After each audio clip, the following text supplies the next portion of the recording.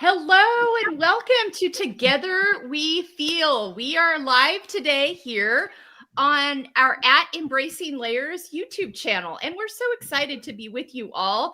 This is a new thing that we're doing here. I've done plenty of pre-recorded panels and shows, and obviously our podcast that drops every Tuesday. But we've never gone live before. So today we're going live. And that's something we're going to start doing every other week here on the YouTube channel. So you know, if you've been with us for a bit, that we started dropping our panel shows here on our YouTube channel in January. And they are predetermined topics with predetermined guests. And those are great. And we're going to continue those. But on that off Monday, we're going to have a live where we're just talking about whatever is happening with us in that moment, in that time. And I've got my good friends here with me from our network. I was telling them before we got on, I always appreciate them willing to be pioneers with me. And Rachel's been here with me the longest. And Rachel just says yes. And she's just that friend that you need that will always go on the crazy ride with you. And then everyone else has followed suit. So, but thank you all for being here with me today. Erin, let's start with you. And then we'll go to Bridget, Tara, Rachel, and Kim. Just tell people anything you want them to know about you today. And then let's talk about what it is that's both helping you and hindering you, or if it's just one or the other, to live out feel this week. Finding empowerment, embracing layers. Erin, you're up.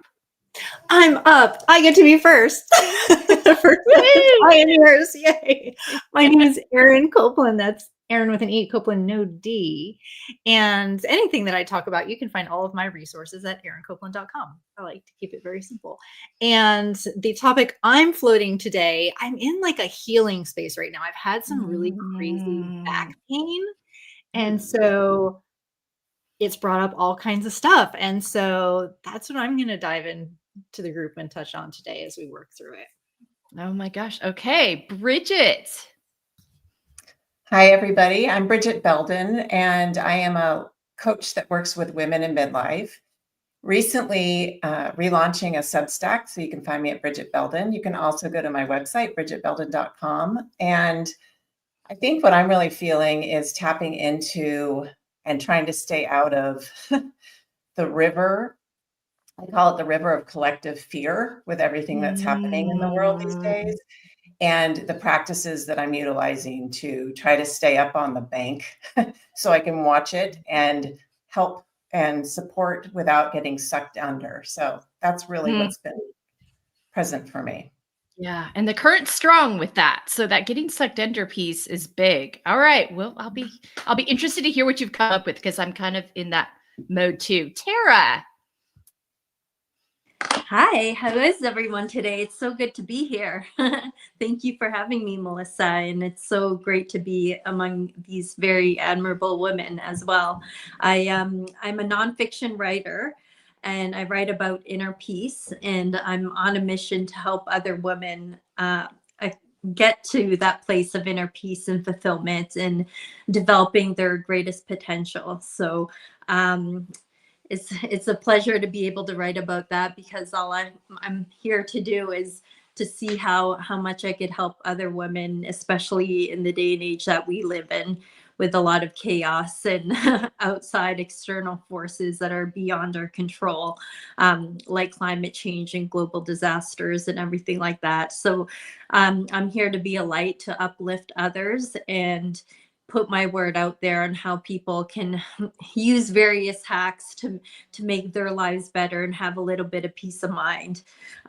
So that's always top of mind for me in my work. And currently, I'm with Erin Copelan about the back pain. I've been struggling with really bad sciatica for the past couple days, and it's something that's flared up for me. So I'm in that boat as well, where I'm trying to heal and stay afloat among some setbacks physically for me, while still trying to meet my career goals. It's kind of difficult to get in the groove and, perform 100% when you're not feeling 100% well physically.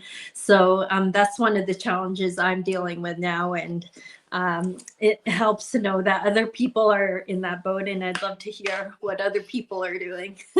Yeah, it's hard to operate. Pain takes so much energy, and I think you forget how much energy it takes up until you're not in pain. You're like, oh my gosh, that was exhausting. So I feel you on that. All right, my original pioneer, Rachel. Hi, ladies. Thank you so much for having me. As usual, Melissa, I am really kind of in an affirmation place right now. And so I'm happy to talk about that. I think that, every once in a while, we just kind of get into this place of day in and day out. And I think, getting back to your manifestation roots are a good idea. So that's where I'm at right now. And I am all about collaborations. And so I think that, having me be a part of this is so amazing. And because of you, Melissa, Kim and I have kind of forged a beautiful friendship, and we're really kind of like, we have something exciting to talk about. So yeah. Oh, I knew you guys would love each other. I'm so excited. This is like my favorite thing. This is the best thing I've heard today, because I knew when I met Kim a few months ago, I'm like, ooh, her and Rachel, you do, have your own like way of doing it, but also have that connection. Oh, I knew that. Okay. All right. I'm so excited. That's why we're here. This is why I love doing these things. Okay. Kim. Yes. Hello. I'm in this great place of exploration. I am 150% in my second act and checking out all the things. So I released my very first book in May. It's a nonfiction that I published with a hybrid publisher. I came behind it with a journal that supplements that, and it's called My Owner's Manual. And I just released a new workbook with my coaching partner about how to launch a book. And and I've got this super cool, fun thing going on with Rachel. So I'm technically retired, and I've got so many things in the pot that I don't even know where I'm at some days. And so ask me. I got an opinion, or if I don't know, I'll go find out. That's where I'm at. Oh, I love that so much. And I follow Kim on like her Substack and her social media, because she takes these amazing walks every morning along the beach. She lives in this beautiful spot.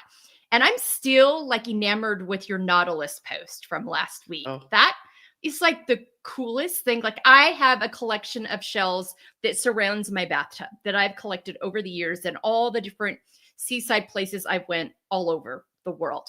And I saw that. I'm like, I've never seen anything like that before. So go check out Kim Mosman's stuff. Your people are like, what's a Nautilus? Go check it out. It's so cool. I love that. I love that. All right. For me, I'm kind of in this spot of my sleep has been just such an adventure over the last, probably 3 years now, 3.5 years now. So I'm constantly trying to get my sleep rewired and back to where I used to be the grand champion, Olympic champion sleeper, until I wasn't. And it was very abrupt. And so anytime we spring forward in most of this, if you're in the US or Canada, most of you all, unless you live in Arizona and maybe Hawaii, I don't know if Alaska does or not. I can't remember.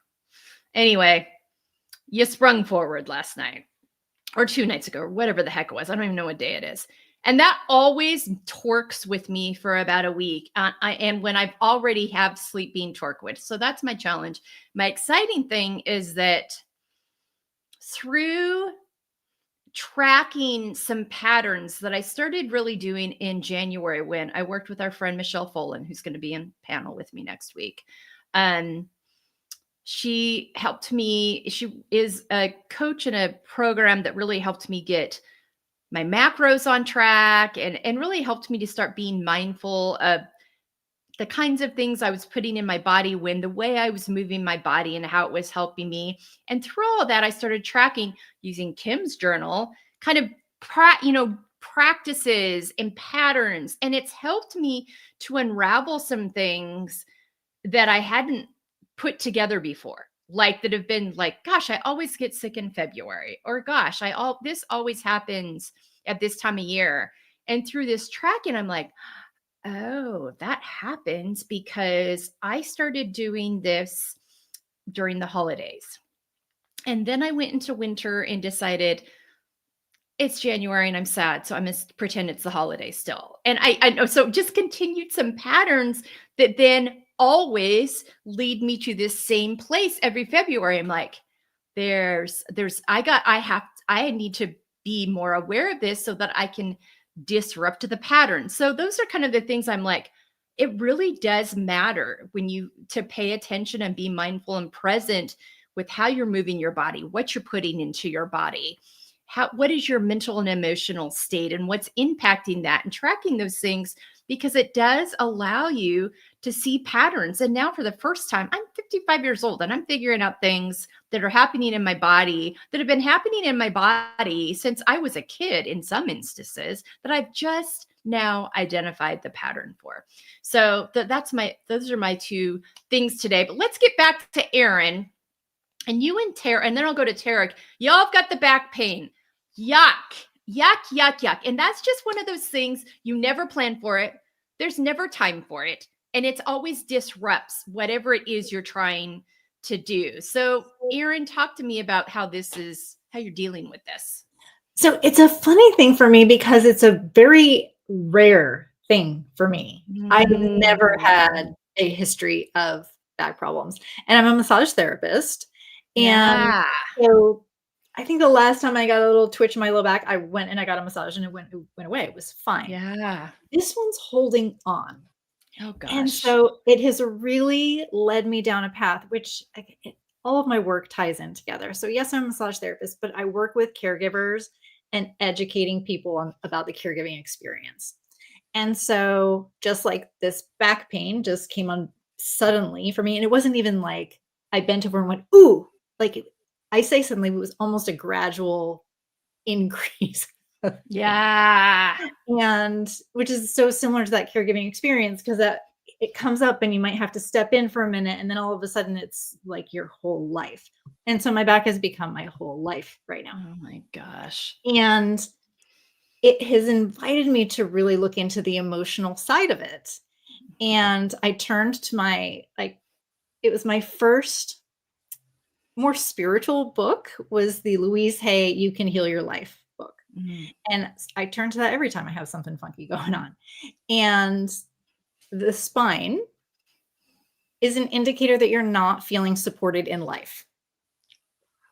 And so I was like, okay, where am I not feeling supported? And I was actually able to come up with things. There are instances I've been really reaching out and being vulnerable and asking for help. Like I've been stuck in some business things and some growth things. I'm like, okay, I'm a big girl and I am like healing through my life and I can ask for help. And then it's going to come and I'm going to receive it. And I'm ready to receive all the help. And then there were like crickets. It didn't come instantly. And back pain. Dang. And so I've just really been working through that and then opening some doors to communication to try to heal some of that. I found a lovely practitioner. Like I took a chance and Googled some people that do work that is similar to what I do. I found someone super close to my house who was like, oh my gosh, like we had the most amazing conversation. We agree on like how the body works and kind of gentle works, that you can create space instead of forcing things. And so she did some beautiful work on my body today, which helped so much. I reached out to some other community to do some just talking and healing. And so I'm hoping that's going to help. So that's the path, but it's been some very deep awareness. And I wish it didn't have to be this physically uncomfortable. Yeah, I know. Isn't it funny? The body's like, pay attention to me. I'm like, but I think it's interesting too. And I never thought about this before. as a massage therapist, you can't really give yourself your own massage. I mean, I have no idea what my massage feels like. Your appendages don't work that way. And so you do have to find somebody else to do that for you. And marketing is like the hardest thing for me because I can say what I think my massage feels like, but I don't know. Yeah, absolutely. I have no clue. I can't feel it myself. Well, that I think I love. We talk about, you guys have all been with me on this in different ways, but on the Field podcast, we talk about all the time the mental, emotional, physical, spiritual health connection in our bodies and how they're all intertwined. And if one thing gets disrupted, other parts are impacted. That's exhibit A of that right there. So I commend you in your patience and really thinking through how to do that. What do you think of that, Tara, for you? Yeah, I can resonate with a lot of what Erin is saying. But yeah, what I noticed is that one thing that does happen when you do get a setback physically, especially when you're in a lot of pain, is, it forces you to look at yourself and say, okay, well, what am I willing to drop off of my calendar right now to really take care of myself and, prioritize my health and do what I can to kind of cope with this pain. So it's a matter of, giving yourself some grace and, not trying to take on too much. So I've had to let things drop off my calendar and as well, just take it very easy with myself because I've been here about a year ago and it's very painful. But I've been going and seeking chiropractic care and I have massage booked for tomorrow. And but it causes me to stop and say, what is happening with me mentally and emotionally right now in a way that, like, why is this pain showing up physically for me? So it's having to go back to the drawing board thinking, I went through the whole healing process before, but what is still lingering within my body physically or emotionally that is translating into this pain for me? So I've been journaling a lot about the whole process and just trying to work that through. But what I've come to the conclusion is that healing is a journey, a process that's kind of ongoing. It's not a one and done quick fix, right? Yeah. So it's just getting honest with myself and another pointer for myself, because I've been listening to other podcasts as well and other teachers in the metaphysics arena of how to look at things spiritually. And they say, when you're having some sort of pain in one area of your body, try to think of it in another way where, like, oh, okay, my left leg may be hurting very intensely right now, but hey, I don't have a headache. Hey, my senses are still working. I'm still able-bodied. I could walk. Hey, I can still move my right arm and, like my right leg's not hurting. So you kind of have to consciously shift your attention to something else instead of like focusing on the problem areas. And I think that's a big metaphor for our lives is that we tend to focus on what big problems are happening right now, and we magnify them. And a great lesson here for me is to, don't magnify it, try to shift it onto something that's a blessing for you right now. And I've shifted it over to, because my daughter has March break this week, even though I'm dealing with this health stuff.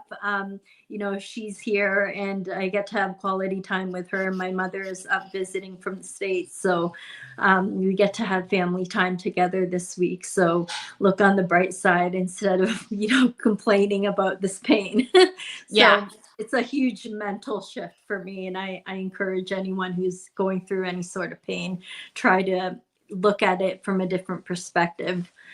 Yeah, I think that nuance, holding that nuance and not letting like one primary thing be the driver. And like, okay, this is true, but also so are these things. I think that's, but also like addressing, paying attention to all those pieces. And we like quick fixes. I mean, we like to just like, all right, it's just time for this to be over. We don't like to sit with any kind of pain. And sometimes it requires a little more of our attention to really get to the root of it.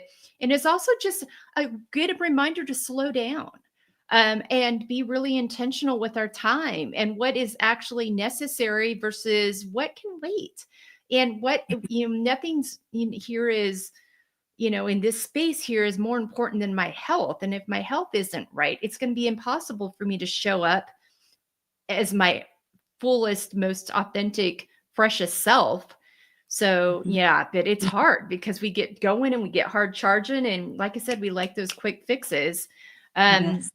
So thank you both, Erin and Tara, for sharing those steps, being mindful, sitting with ourselves, being reflective, and trying those different ways of taking care of ourselves. And instead of looking at our bodies of like, oh my gosh, I can't believe my body hurts. I can't believe my body's doing this. Like, thank you, body, for letting me know. And this is something I'm learning. I haven't perfected, so please know that too.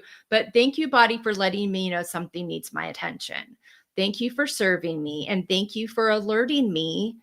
And so that I can be intentional here and take the time to tend to what it is needs tending to. So I think that's a good reminder of that too. Yes. Yeah. Okay. All right, Bridget, how are you staying out of the current? I'm dying to know.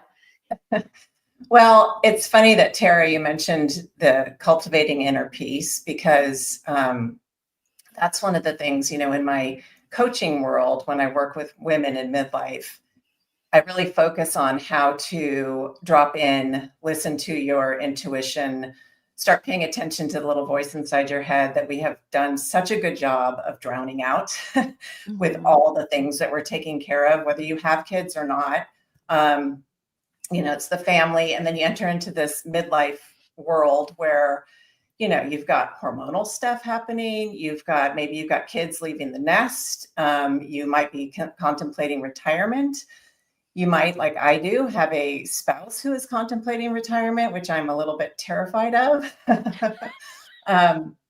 You're taking care of your parents, you're taking care of your in-laws. I mean, there's just so many things happening at this point in your life. So how do you, when you're faced with the chaos in general, how do you stay centered and become the eye of the hurricane? And so much of it I have found has been around dropping in and finding and cultivating those things that bring me peace. So close to January 20th or so, I found myself getting caught up in the world, in that river of, oh my God, worst case scenarios, what's going to happen, all the uncertainty, etc. And from that place, I was going under, like I talked about, being overwhelmed. And I am no good to anybody from that place, least of all myself. So I spent so much time, and this is something that I practice on a regular basis, but suddenly, as the universe does, as I believe, throws something at you that's a little bit of an up level to kind of go, okay, you've got this figured out. Let's see if you've got this other thing. Let's see what happens when I give you this.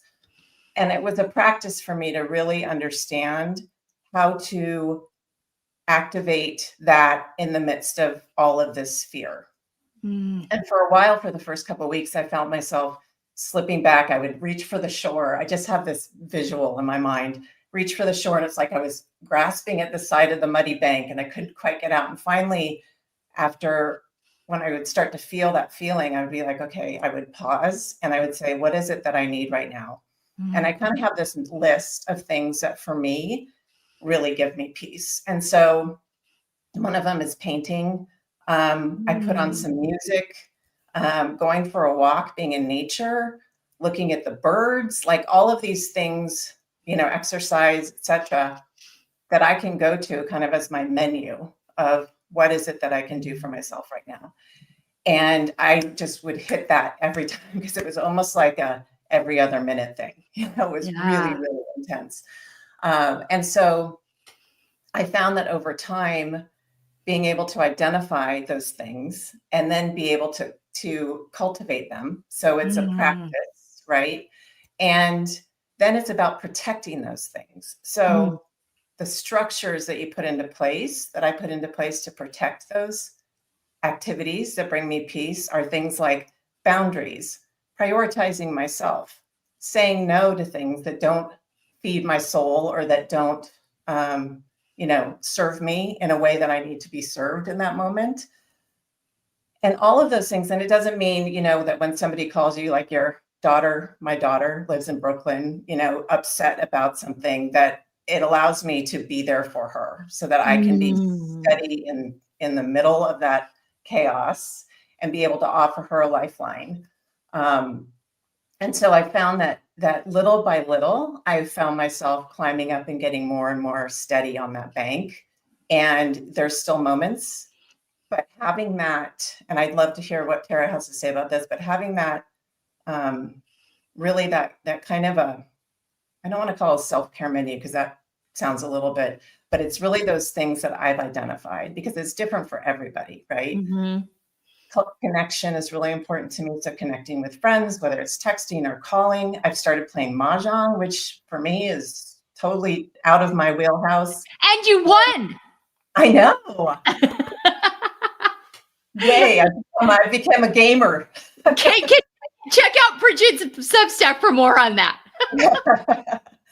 Yeah, so all of these things. And along those lines, one of the things, as you bring up Substack, I had been really into the on Facebook and Instagram, working on my business, and it just didn't feel like it was working for me anymore, along with some other reasons. I decided to leave Meta altogether and really spend my time on Substack.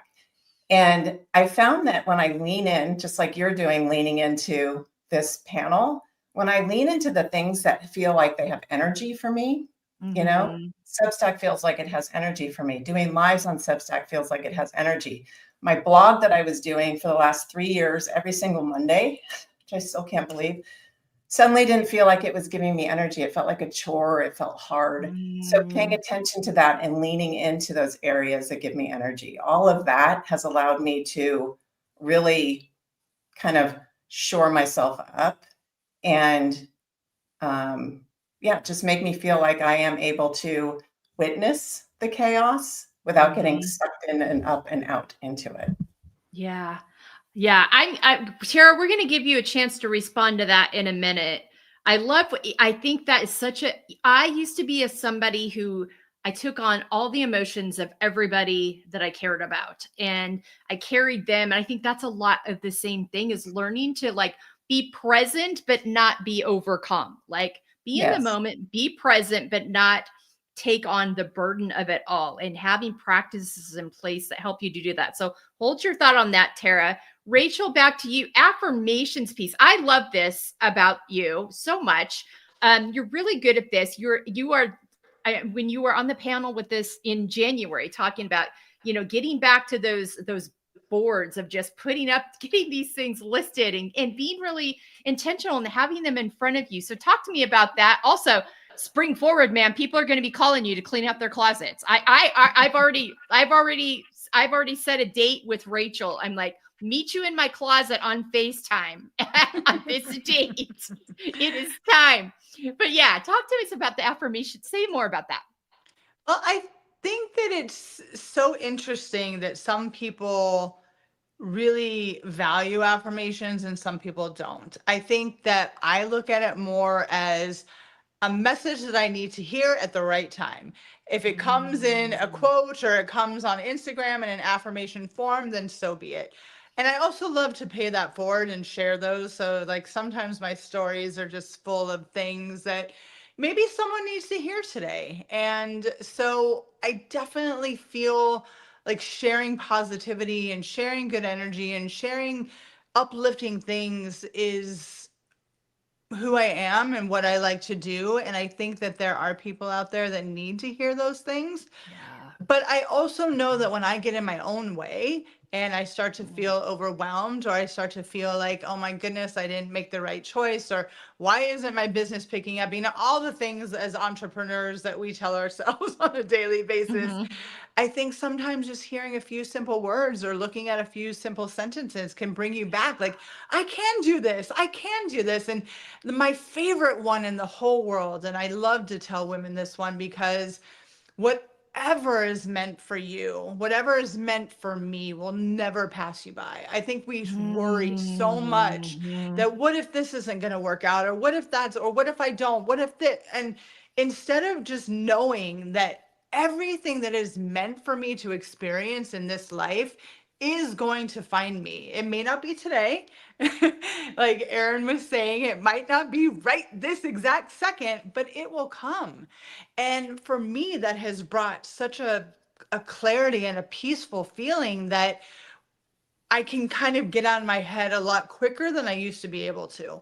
Oh, I like that. That's really good. I think that one of the things that I talked about, my therapist challenged me on about a month ago was, and this kind of goes in the same, she's like, write down your wins every day. And these don't have to be the big, magnified things. Just look for those little victories, those little wins in all the different parts of your life. And I was like, that way, she's like, she's like, you are really great at getting to a point and then be like, okay, I got to this point. What's next?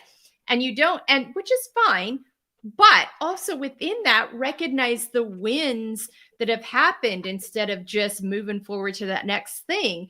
And it's because she's like, it's not so much that you talk is negative anymore. You're just not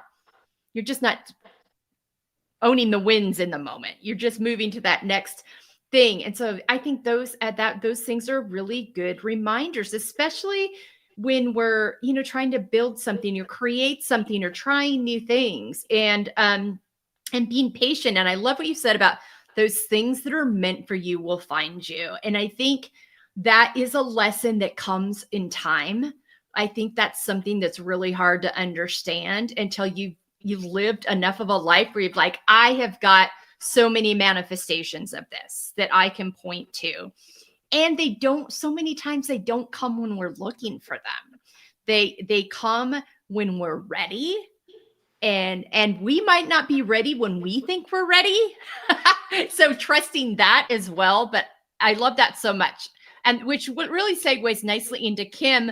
I laughed when you said, I'm retired now, but I'm busier than ever. My mom used to say that to me all the time. She's like, I've never been busier in my whole life. So I think it's so much too about being in alignment with who you are. Those things and those ways that you were meant to exist in the world will unfold, and you'll continue to find purpose and things to be engaged in when you're in tune to that. And you're very in tune to that. So talk more about that.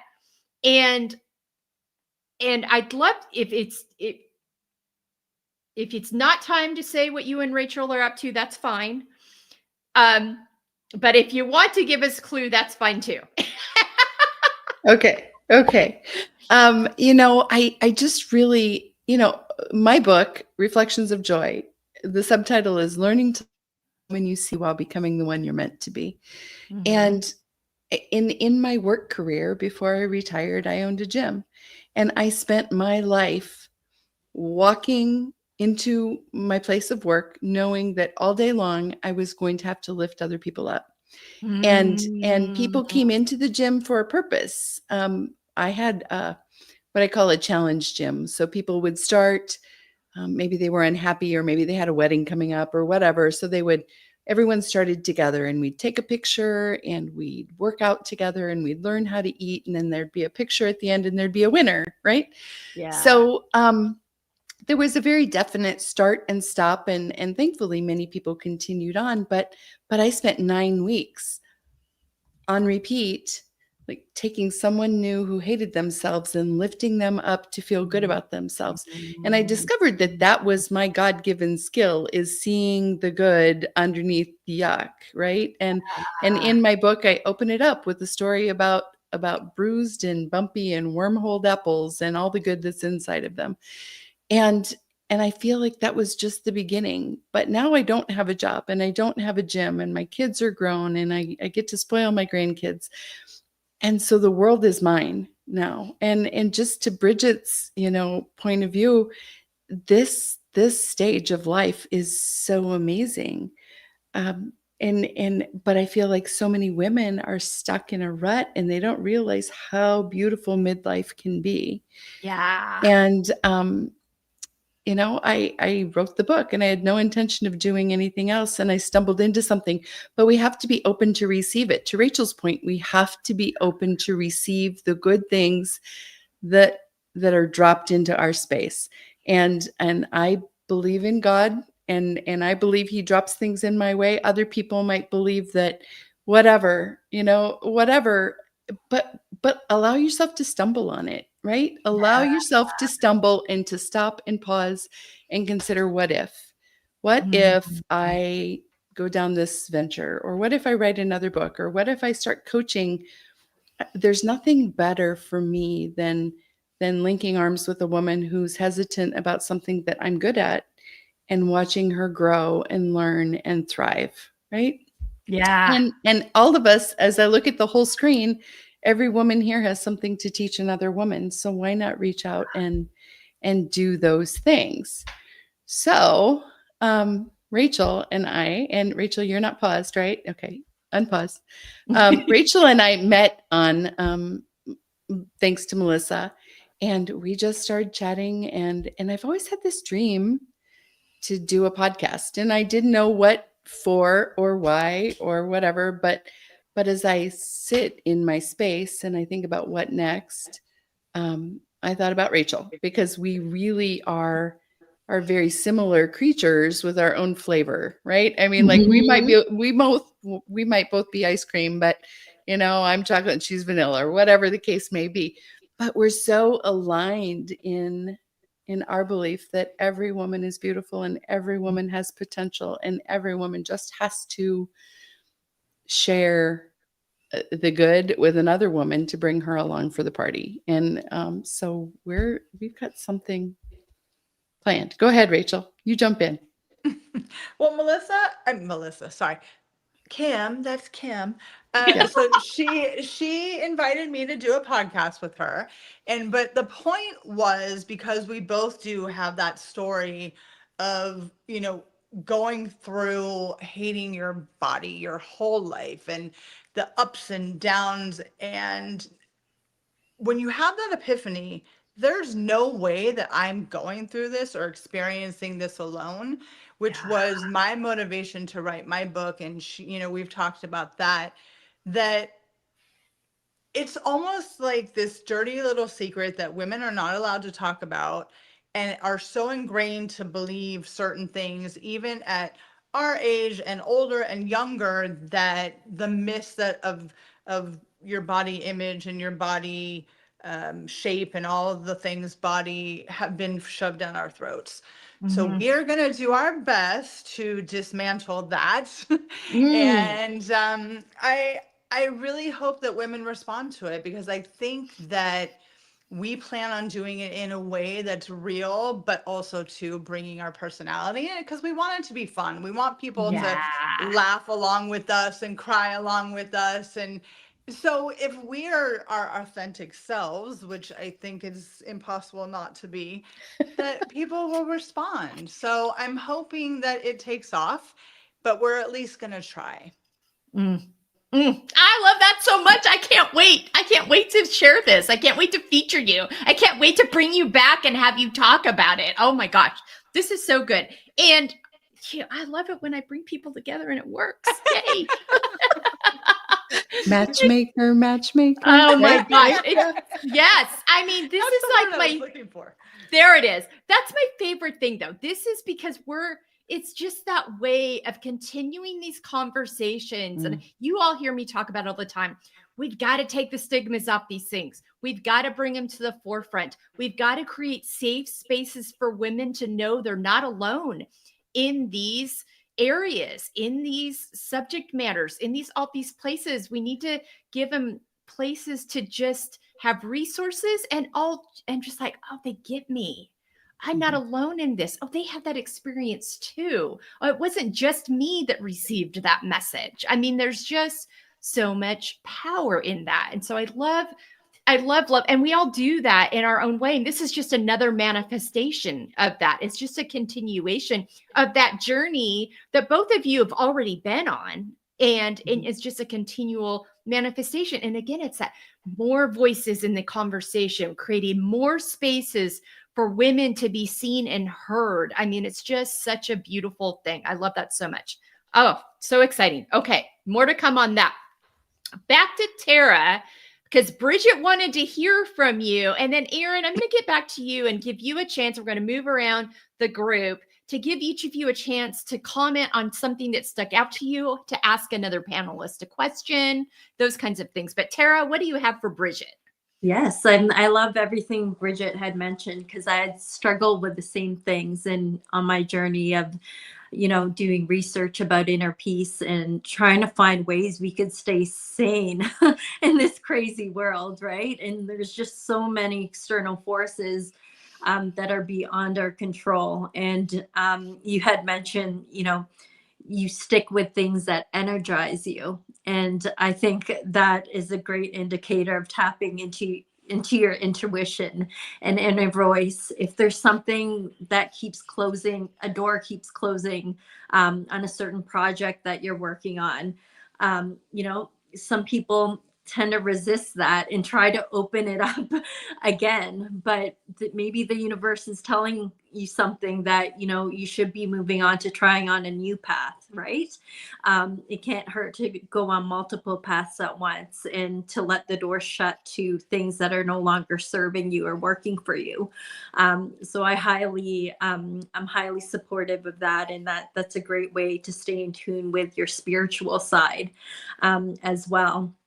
And then in terms of, setting rituals that you had talked about, Bridget, you talked about being out in nature and, finding painting again to, fill yourself up and all these different things. And there's definitely a big, huge healing component to that in terms of, getting in tune with your inner peace.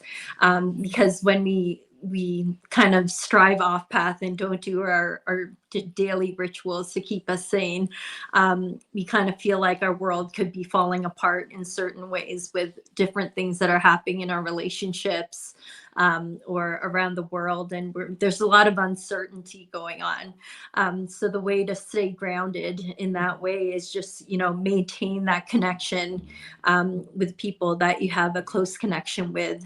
Make sure that you get involved in groups and communities like Melissa's and Embracing Layers community to really feel like you belong to something. Because nowadays I know a lot of people work either remotely or they're experiencing isolation or loneliness. And in this digital world, there's a lot of great pros to joining digital communities to connect with other women like yourselves as well. So I like to encourage that for everyone who's maybe too afraid to go out there and be part of a community like this.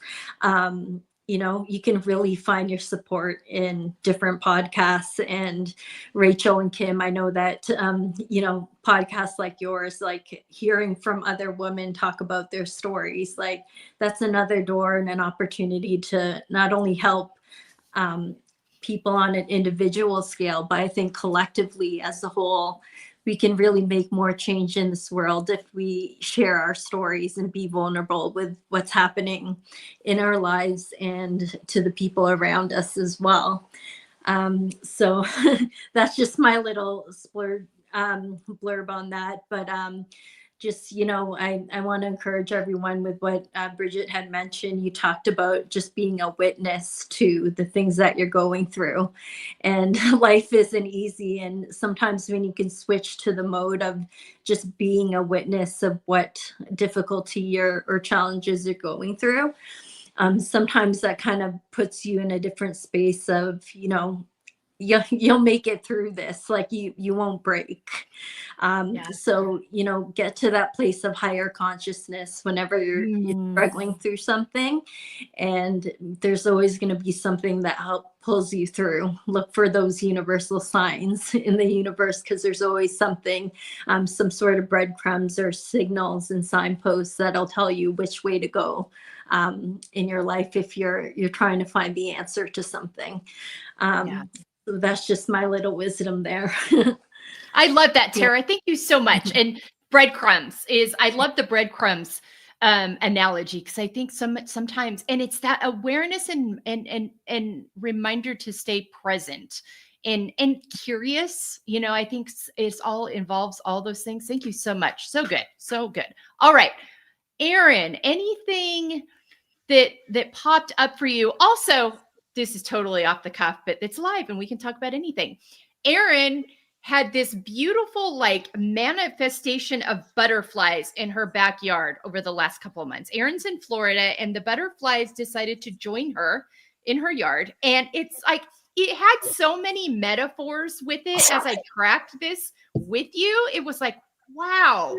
So yeah, I'm also curious about that, but then also things that came up for you as you're listening to everybody. Yeah. So the butterflies, I just have this tiny, it's a very tiny little garden, just a little bit of milkweed. I think I only have 4 plants, but the way the weather had gone, like it had exploded. I had a ton. And I had over 60 caterpillars, it was insane. They were everywhere. And then just as the trend in my garden over the years, I ended up with about 30 butterflies. So about 50%, which is very normal. But they all came out in like 3 days. So there was just 10, 20, 30 butterflies everywhere, all over my patio, crawling, flying, in my hands, just everything. And I love them so much. And I get very enthralled with them. And I caught, I think 2 going into chrysalis, which to catch them at the exact right moment when it's happening is so special to me.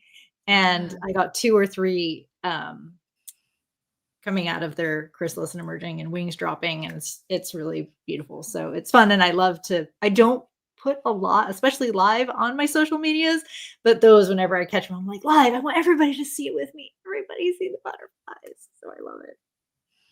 It looked like a wildlife reserve in her backyard. In her little yard. It's crazy. I have a little sign. It's probably about, we are on video, so I can do this. It's about this big. And there were 8 chrysalis all in the back of it. They had just all lined up in these little rows of, these beautiful little wow. It was lovely. As for the panel, I mean, I could have such in-depth conversations with every single woman here. But there's 2 things that really kind of stood out at me. One is that, talking about nature around me, I have ants in my house right now, those little sugar ants, little ghost ants. And I've been trying to get rid of them and they won't go away. And then today I thought, well, what does this mean? What is the spiritual meaning behind the ant? And it means community and collaboration.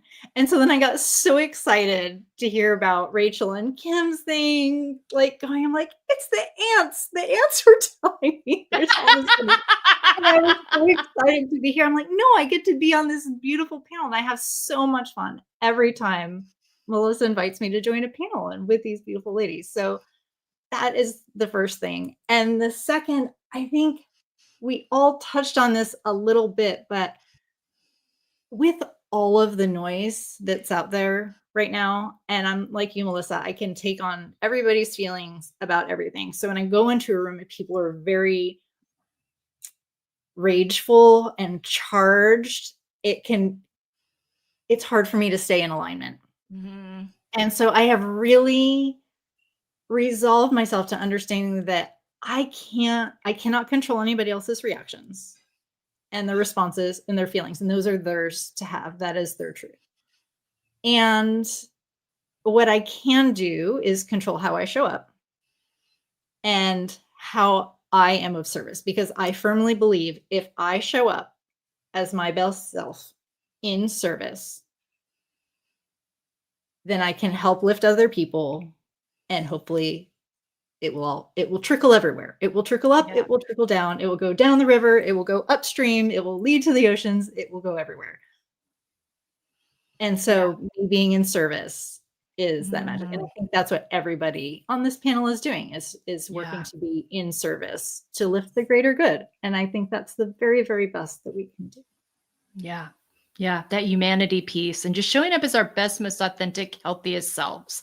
And, you know, I love what you said about, you know, and it took me years. I am a recovering codependent on steroids, like so hard. And I've seen lots of people join that with me.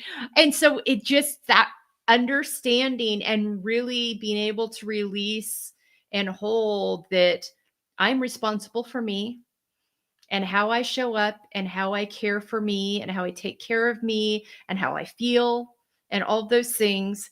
And no matter what my impact or relationship is with someone, I'm not responsible for them at the end. My children are grown. They are full adults. And I have, you know, other family members that I had a lot of responsibility in for them when they were younger. But they're all full grown adults right now. And, you know, my husband's like, you have got to release this idea that when they do something that you're just like, oh my gosh, what could I have done? Probably nothing. I mean, you know, probably nothing. I mean, that is, you got to let that go. And also thinking that you're going to go back and convince them otherwise is just not energy. That just be you. And if they decide they want to tap into that and learn from that and be curious about that and the way that you're engaging in the world, then they'll do that. But trying to impose that on, like, if I just say it enough times, it will just by osmosis soak into their brain. He's like, it's just wearing you out and stealing your energy and your soul. And so that's been a lot of my work is just releasing that. And I have finally only gotten to, I would say probably the last year and a half, where I don't have guilt attached to that anymore. Like, I can release it, but there's still that tinge of guilt or God, what if, or did I, or da-da-da.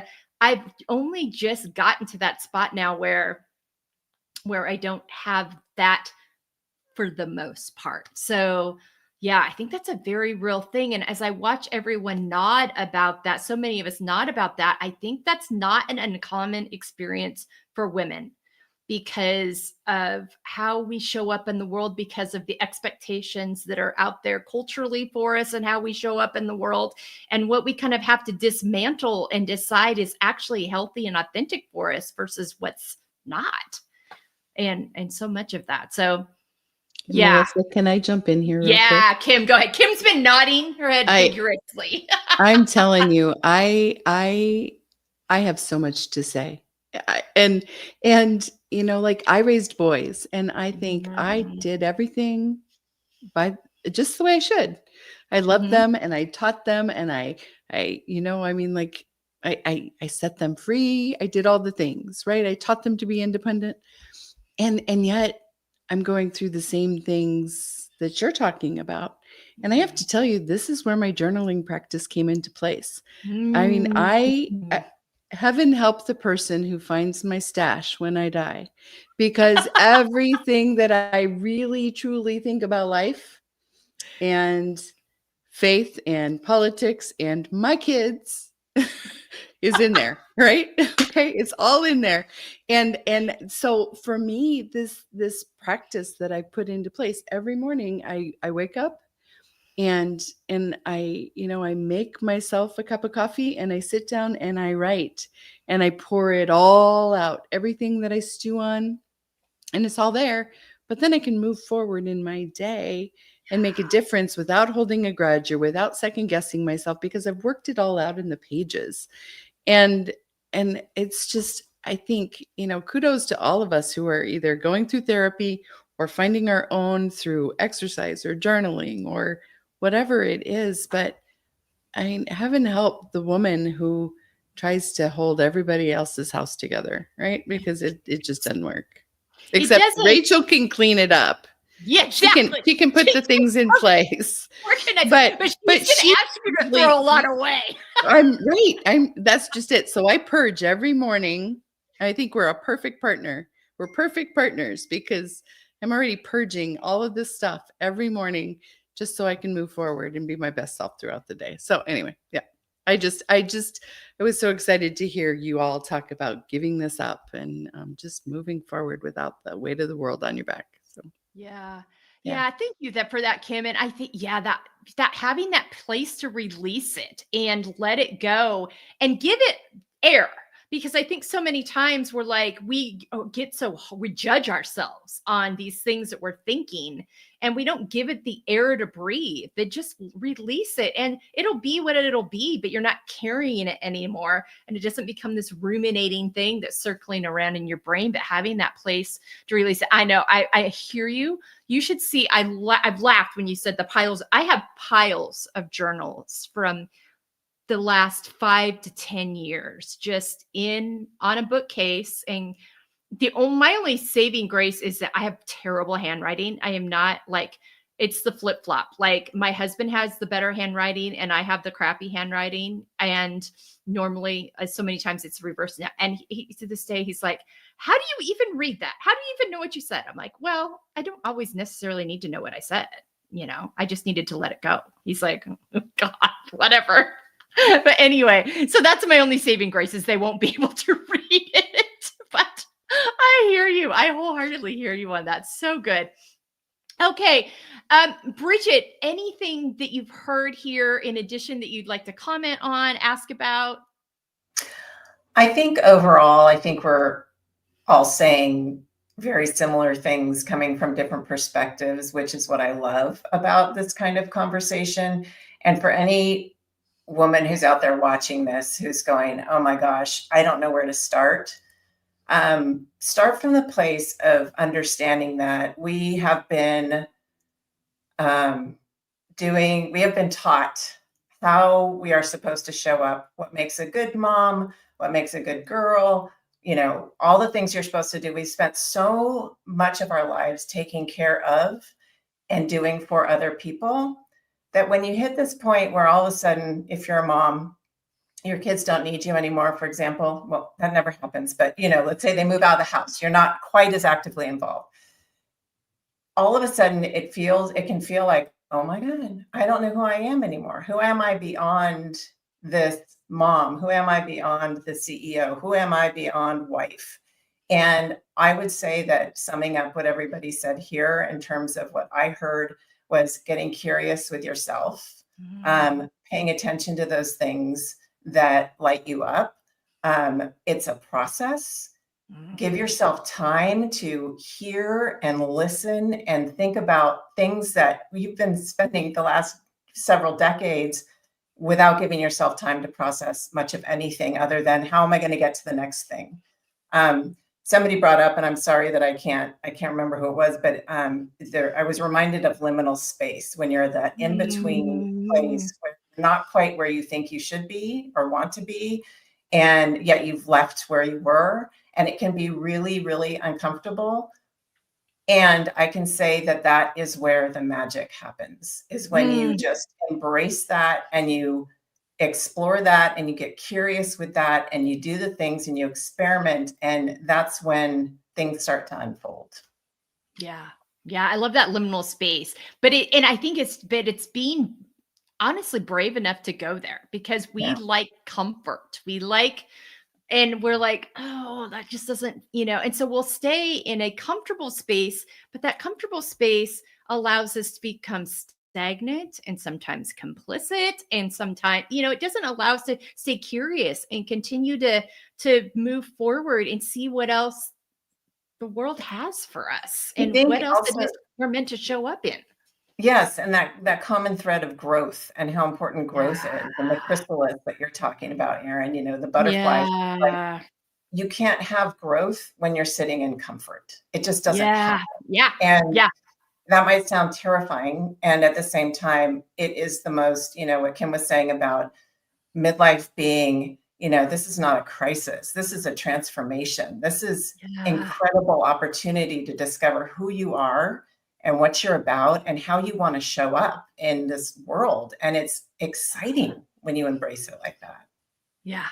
It really is. It really is. And so many of us have discovered that. I mean, I think that's somebody was asking me the other day, talking to me about age. I'm like, I don't ask how old, I don't care how old anybody is. I want to know how they're living. How are you living?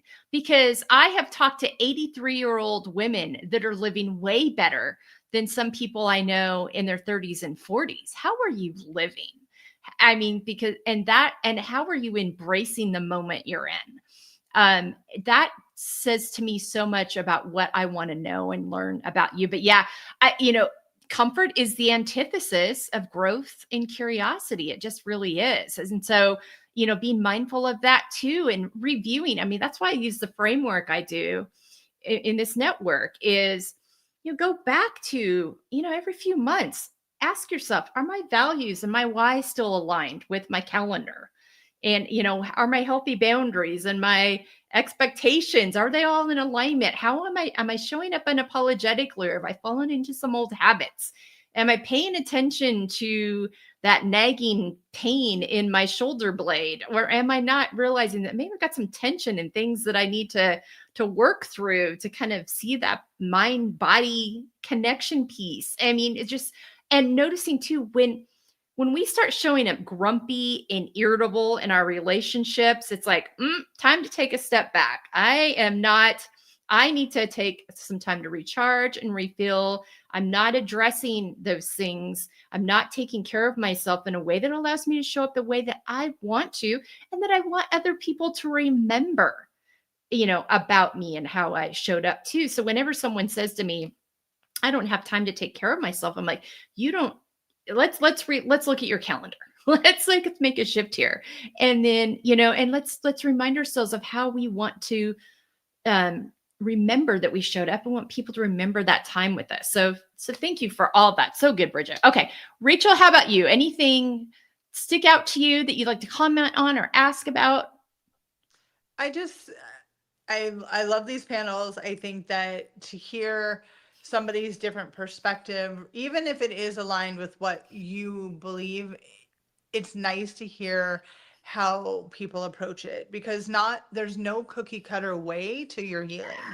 And to think that I can tell you, well, you have to do it this way and this way, if that doesn't work for you, then you're just allowing that person to stay stuck and not get the help they need. So it's important to be open as people who do what we do to help other people, is to know that there's not just one way.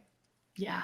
Yes, exactly that. I mean, that's why when we talk about here, I talk about a framework. I'm like, I can tell you the framework that worked for me, but you're going to have to do the work within that framework. There is no magic pill. You're going to have to take time and embrace your value and prioritize it so you can do that intentional exploration to answer those questions within the framework. So yeah, and being patient with that too, because I think so many times it's like, well, this worked for so-and-so and it doesn't work for me. So there's just nothing that works for me, and throwing up your hands. No.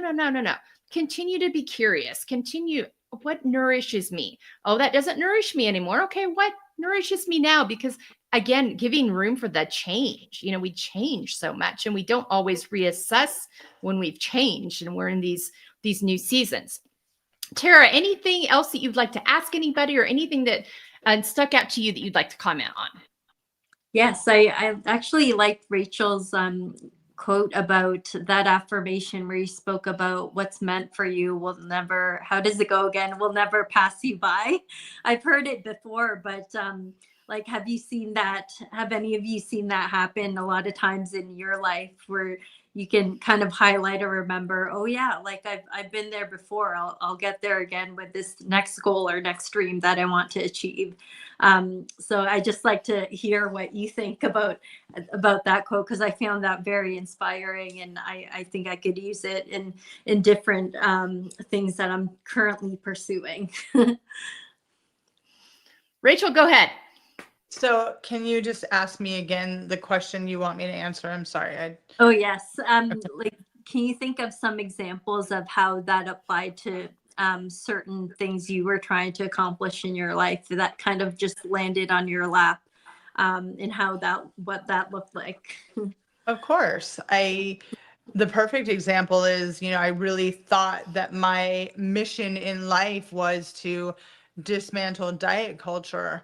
And when I just wasn't feeling like what I was saying was aligning with people, I I knew I wanted to help people, but that ended up looking different. And I've added like a home organizing aspect to my business, which so many more people are finding me who are just so stuck. And it's fascinating. It's fascinating that if I would have not listened to that and I would have not gone with that calling, I'd still be here twiddling my thumbs and getting a job at Walmart because I didn't know what to do with myself. And not that there's anything wrong with Walmart, sorry, but that's not who I am, and that's what I meant by that. That's not who I am, and I would not have been happy. So I had to find something that was going to make me happy and believe that what was happening was only for my best good, and to embrace that. Yeah. That's wonderful. Thank you so much for sharing. That's yeah, I just love hearing how other people approach that as well. And to, if you have like an inner calling to do something, to stick with it. And, yes, there's multiple paths you could take, but if you're hearing that intuition saying, like this is my calling and this is how I can help others, that's the way to go. And yeah, never give up on your dreams, right? Just keep at it. There's different ways that it'll show up later on down the line. Yeah. You never know how those things are going to manifest. Okay, Kim, before anything else that you'd like to ask anybody, comment on before we wrap up here today? I just feel like as we have all talked, it probably appears to someone who doesn't have their life together that we have our lives together, right? I mean, we're coaches, and I mean, and I, as I sit here, and I've had the opportunity to listen to and work with several of you many times before. I just think that we need to really keep doing what we're doing and shouting out to women to not give up, because maybe you don't know your call. And like Bridget may end up being a master artist that's selling paintings, that someone's paying millions of dollars for. Who knows what we were called to do. But if you sit and stew and you just let yourself be overcome by the circumstance that you find yourself in today, it's never going to get better. And the butterflies and the art and the writing and the exploring and the organizing, all those things just purge us of where we are now and give us the opportunity to figure out what's ahead or what we might want to try. Yeah. So yeah, I'm amazed at what the collective group can bring to the table and all the wisdom, but it can be daunting too, right? And Yeah. so yeah, and that's why it's so keep good. trying. Yes. Yeah, and that's why I love having these conversations. And this is like this has become my favorite thing that I do in all of this, because it's so interesting. And this will be another kind of example to what Tara and Rachel were speaking to. You hear a lot when you're doing a podcast, which we drop a podcast on our field podcast every Tuesdays. And this panel conversation has been an add-on to that, to just add another level of like, gosh, I've had these guests and they have so much more to say than what we got into in the podcast. So I want to keep bringing them into these conversations and continue to invite more and more women into them. And so you're always hearing all the time, how are you building community? How are you, this is what community is. This is what community isn't. And so for me, I was always looking at community from people that were listening and following. And I wasn't necessarily looking at community from the standpoint of the people I was meeting and connecting with along the way as I had them on as guests and collaborations. And I've realized that's where my community has developed. And it wasn't the intent when I went out. Not that there's not, things that we're doing with the listeners and followers, but they have chosen to engage in a way that's, that works for them. Like we have more and more people adding all the time. But the way I thought they would want to engage with us has turned out differently. Not bad, just different. But the thing I completely underestimated was this community of women I would be building through all these different guests and collaborations. And now I have relationships with literally women all over the world and people that I feel like I really know, even though there's only one of you on the screen I've met in person. Bridget and I have been able to meet in person, but the rest of you I haven't yet. Rachel, I'm going to be in North Carolina in April. So, and it's on the books. And I'm going to try to figure out how to get down to Rachel to meet her in person. But I mean, Tara's up in Ontario. So now, unfortunately, I was in Ontario last September, but I hadn't met Tara yet. But I mean, but we're all over. But the fact I really underestimated the ability to build community that way and what this community has come to mean to me and what we're able to do now through not only having our podcast where we walk through our framework, but then going deeper and bringing all of you back onto this panel format where we can continue the conversation and give different flavors and different angles and give a chance to Kim's, point earlier that we are all in process. Like, yes, we have definitely found tools that work for us. But we are all in process. We all continue to learn and grow and evolve. And so I think the takeaway for today is stay curious, stay present, and just never give up on yourself and never give up on what the world might have for you, and just stay alert to that. And when you feel a pain, attend to that. It's your body trying to let you know it needs attention. And you can go to our resources page at embracinglayers.com. All these women have wonderful resources there to share with you. And we will also add that to the show notes that will be on. And this conversation, if you miss it live, is going to be on our YouTube channel. But thank you all, ladies, for joining me today. This was so much fun.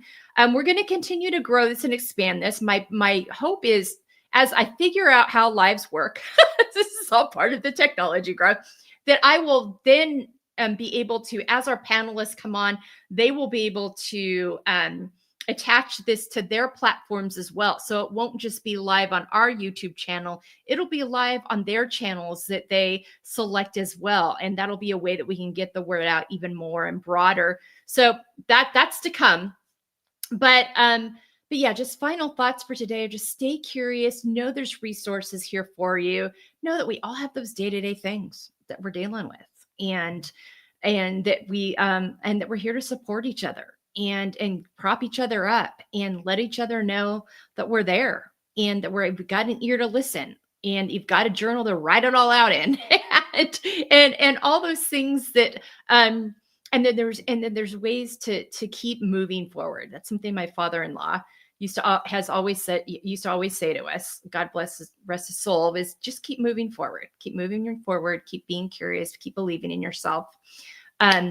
So yeah, we'll be back next week, not with a live one, a pre-recorded conversation that will drop next Monday, the 17th at 10 a.m. here on our YouTube channel, where we're talking about women's health, perimenopause, menopause. It's a panel. There's also going to be this mother-son team that has created this cool thing that is such a great tool for women. And so that's your sneak peek to come back and listen next week to the panel conversation. And then 2 weeks from today, we'll be live again with another panel and just here to talk about what we're dealing with today.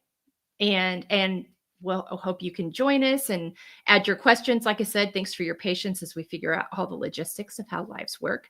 I'd love to get to a point where we can figure out, and I think I know how to do this, now that I'm thinking about it. But moving forward, be able to take questions live if you're able to jump on live and have those Q&A moments. But yes, thanks for being with us today.